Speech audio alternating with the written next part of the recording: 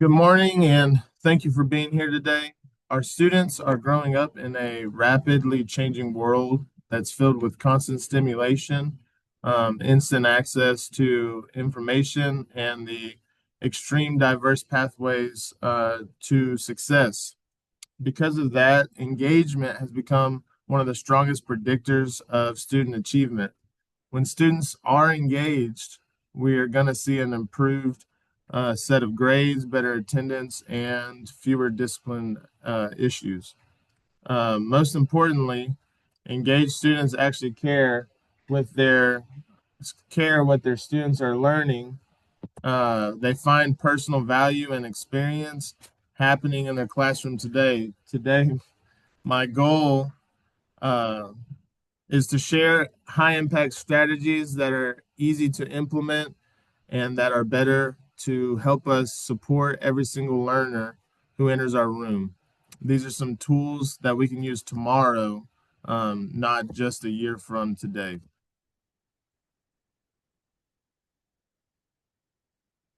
All right, why focus on engagement? We often talk about engagement like we can see it's simply by whether a student is sitting upright and looking at us. But real engagement is a lot more than just compliance and that direct attention. Um, there's been a lot of research that breaks engagement down into three parts. So we're going to go over those three parts. We have behavioral, emotional, and cognitive. So behavioral engagement, students participating and following expectations. Are they? So, are they participating? Are they following your expectations? Emotional engagement. Do they feel like they belong there? Do they connect to the material? And cognitive engagement. Are they thinking deeply? And are they questioning and problem solving? All three areas have to be supported. You can't just do one without the other two. Students can be quiet and well behaved, but that doesn't mean that they're properly mentally checked in. Okay. A lot of times, whenever students are just quiet, they're checked out of the day already. Um, our instruction has to be able to reach not only their head but also their heart and encourage curiosity, making learning meaningful and empowering students to take ownership in their education. Whenever they care to do that part, that's whenever you're going to get the most out of them.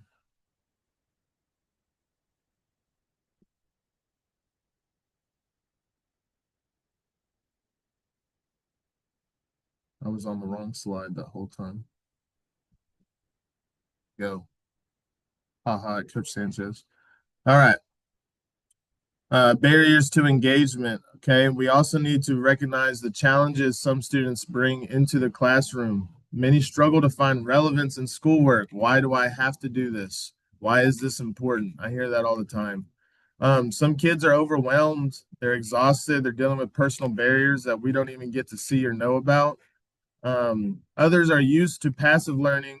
They sit and listen, which makes it a disconnecting process for them. Another barrier that all students thrive under the same conditions. If you're trying to teach every single child the same way, you're not gonna have a ton of success with a big majority of kids. Everybody learns different. Some kids need movement, some kids need visuals. Some need to be talking to their friends. Yes, talking to their friends in class is important. Technology can be distracting, but we can use it as a tool in our class versus letting it be that distraction. Our role as educators is to design learning that supports attention, supports interest, and success for a wide range of learners.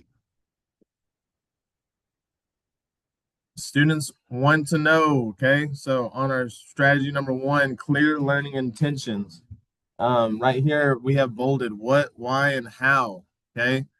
One of the most effective things that we can do as educators is clearly communicate to our kids what they're learning, why they're learning it, and how we're going to learn it. I can statements is something that I learned whenever I was doing my I Teach Texas stuff. So I can. having it up on the board. I've had middle schoolers, I've had high schoolers. We've read it aloud before. Like if like you can do all kinds of stuff with those I can statements. So um, post it up in your room. I have an example down here. It doesn't have to be. This looks like some wonderful elementary school teacher put this up on the wall, and I love it. I love that it's out there and it's big and bold. It doesn't have to be that. It can be up on the board and just simply say, I can. Um, I can cover technology from ancient times. I can uh, differentiate the parts of the word problem that are needing to be focused on. I can talk about um, uh, who in the story is the antagonist and who is the protagonist, and I can differentiate on those two things. It's very easy just to write it up in a erasable marker. Um, when students understand the target, they're more likely to participate and self-assess. Self-assess is big because that means that they're making it a point for themselves. Um, and it's going to help you out whenever you're getting feedback. They can take ownership because they know where they're going throughout the lesson. Revisiting that success criteria keeps students aligned and focused. And I just think that it's a very easy thing. We have the I can statements, we have the success criteria down here. So what does success look like after this lesson? All right, high impact strat number 2. Student learn more when they are able to talk and explain and teach one another. The person doing the talking is doing the learning. So instead of having one voice, the teacher's voice, be the dominant voice in the room, we can create structured opportunities for students to collaborate. And I know that some classrooms with the youngins, this seems like it could be a very crazy time. But if I'm learning from my buddy, um, and we're learning together, that means that me and him, me and her, we're working together. And if I'm hearing it from him every once in a while versus hearing it from Miss So and So up at the room, that can be big time. Um, think pair share, jigsaw, peer coaching, peer review. They're not fun, just fun activities. They're opportunities for cognitive learning. They build confidence and communication skills. And that face to face, I know like in Texas, we're having this awesome time with no phones, like face to face learning, communicate with each other, learn from each other. And so if it's a long period of time, just make sure that you are checking in with them. You're getting verbal responses. And so right here, try tomorrow. Ask every student to share at least once every 10 minutes. That's an easy one just to throw in your lesson. So trying to get them to say something about what they're learning and give them some want to for that learning opportunity. All right, strat number 3, formative assessment. Okay, it's just something that you can do very easily. There's an example of an exit slip down here. So exit tickets, they're quick checks on instruction. So you think we got XYZ done today? The example down here, name 3 things you learned in art today. List 2 things you want to learn more about. Ask 1 question about today's lesson. I think it needs to be a little bit more to the point. So if today, my technology class, we were covering, we had technology of the I think it was 1960s to 2000s. So if that's what we're covering, okay, name 3 things that you learned about technology from 1960 to the 2000s. And then list 2 things that you learned a little bit about. This is something I like. You learned a little bit about, but you would like more information on. So something they have already learned, but you're going to get more to them. And then ask 1 question. You have to be, we have a billion questions that get asked every single day in class, but you have to be able to think, okay, we're trying to figure out how to ask something about what I just heard.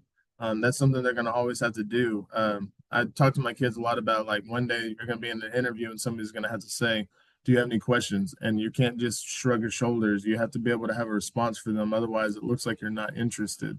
The same thing with class. You have to be able to say, even if I understood 100% of what's going on, be curious about something about the lesson.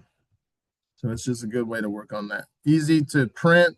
You can mass produce it, copy it, put it in black and white if you don't have color printing or you don't want to use color printing. And just hand that out you can hand it out at the beginning. So it's something they have to hold on to. You can hand them out at the end or have a exit ticket table, and then they all have to put it into their class. I've seen it done a lot of different ways, but it's a quick, easy way to get feedback and, assess where everybody was that day. Strategy number 4, active learning and movement. Okay. If we sit too long, we are going to get disconnected. The truth about this is, I mean, for adults even. So that's why, whenever we try to have meetings, we don't want to just sit there and listen to somebody talk for an hour. We're grown. And I mean, even college classes, you're not, you may sit for 20, 30 minutes, but that lecture time, even we get bored with it as grown people. So we have to make sure that we throw some movement into our teaching, and we reset the brain so that we get that focus. You get a little bit of a brain break and then you get focused back up. Ways you can implement this in your class: you can rotate through stations, have a gallery walk. Okay. Whiteboards that are around the room and everybody has to check a whiteboard for a certain question. Even if it's just you have them stand up and do 10 jumping jacks real quick so that they move around. There's all kinds of ways to do it. If the lesson is longer than 10 to 15 minutes of stillness, try to put in some type of movement in the lesson, and it'll kind of get them retouched up, especially if you're covering something that kids are going to struggle with or have struggled with in the past. Break it up, get a little bit of go check the question on the board, and then come back after you've written the question or answer down, something quick and easy so that it just breaks it up. Real big for our kinesthetic learners, because we have those. Some people need to do stuff with their hands and their feet. They got to get going. Strategy number 5, smart technology integration. Everything after COVID has been pretty much trying to push towards tech, Google Classroom, ICV, IXL, all those things. So we have all these options and we need to use it. I know that this says Kahoot was an example that you can get on that on your computer. It used to be like I would have my high schoolers get on their phone and do it, but in Texas we don't have phones in school anymore. So just something that and this can be part of your breaks. If you want to do a Kahoot in the middle of your lesson and have it all set up as part of their warm up, that's perfect so that you can get, a little, my kids, we cheer for each other and, they have a candy prize and stuff like that. So it may look a little different than y'all's kids, but use it. ICV doesn't just have to be sit at a computer and read off of PowerPoint. You can have fun, you can talk to your kids, you can make them talk to you. It doesn't have to be a replacement for you. It doesn't have to be a distraction, but it should be something that helps you as a tool in your classroom. All right, differentiating. This one is just trying to make sure that we all understand as teachers that we have different learners in our classes, but every classroom is going to look different. There's students that need more support, and there's students that need little support. There's kids that you have that want more challenges. So we just have to make sure that when you're differentiating, you're not working on 30 different lessons. It's just providing multiple paths in your lesson to all reach the same target. Ways you can do this in your class is just have visuals, sentence starters, manipulate the conversation or the path to get to the point. and have some reading supports. Uh, just trying to structure with gradual release of different types of points. It just helps the kids grow. Differentiating tells students just that, hey, I know that you all can do this. We just have to find how you need to do it, so then we can all get there at a similar pace, if that makes sense.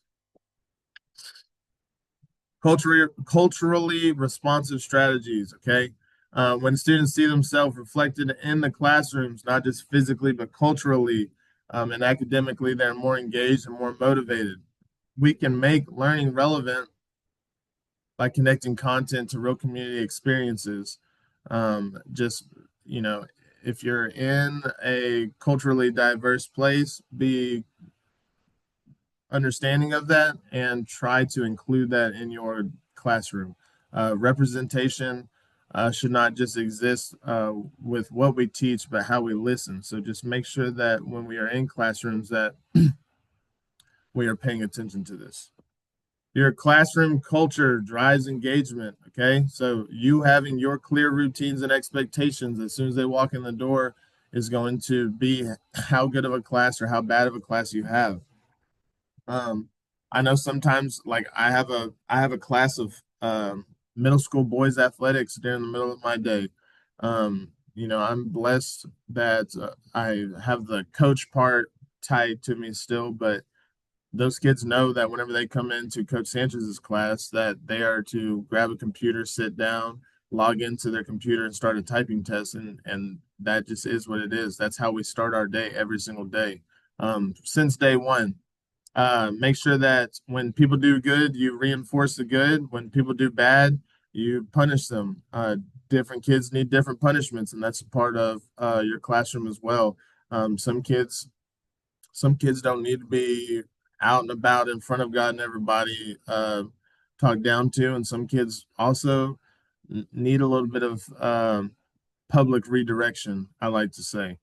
Um, Student teacher relationships, it's a non-negotiable. We're in a kid loving business, and if you don't love kids and you're teaching, then I'm really sorry that you don't enjoy your day.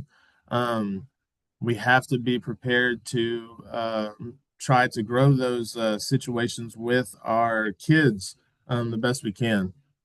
um, Students take risks whenever they feel safe. The better that you create a solid culture in your classroom, the more you're going to get out of them.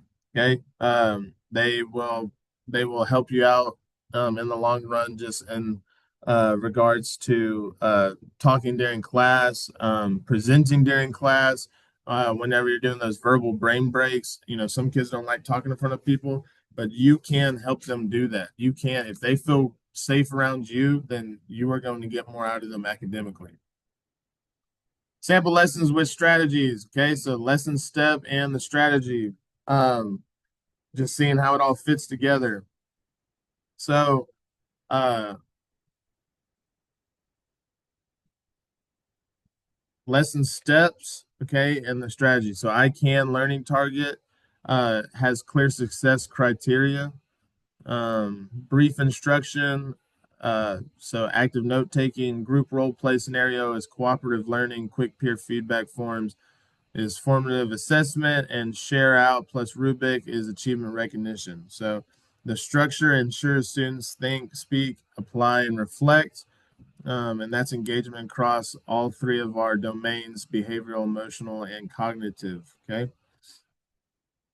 Data engagement. So engagement is measurable when we look at student outcomes beyond the score. Participation trends. Okay, so the kids that are participating in these classroom situations are going to most of the time trend upward. Okay. um, Assignment completion, behavior logs, attendance patterns, these indicators tell the story of how a student feels about school and whether they think they can succeed. When we improve engagement, we improve everything that matters, including student confidence and belonging, which is the goal. You're trying to make them um, learn about themselves, be confident in themselves, and be confident in how they learn. Quick takeaways, engagement equals belonging, curiosity, and thinking. Being curious is okay. Okay. Intentional strategies make learning stick. So small changes can be big impacts in your classroom. Um, so intentional strategies improve outcomes for all students. If every student implemented just one of these strategies consistently, I think you'd be able to tell very big, measurable improvements in not only your class, but campus wide. So just try these this week. Add an I can and a success criteria on your board every day. Try it, just try it for 1 week and then just get the student engagement along with it. Okay. Have two student talk opportunities every 15 minutes of your lesson just to break up the situation, break up the constant talking, just break it up. And use quick check for understanding. So whether it's an exit ticket or it's in the middle of class, just see where your kids are at while you're teaching. Thank you.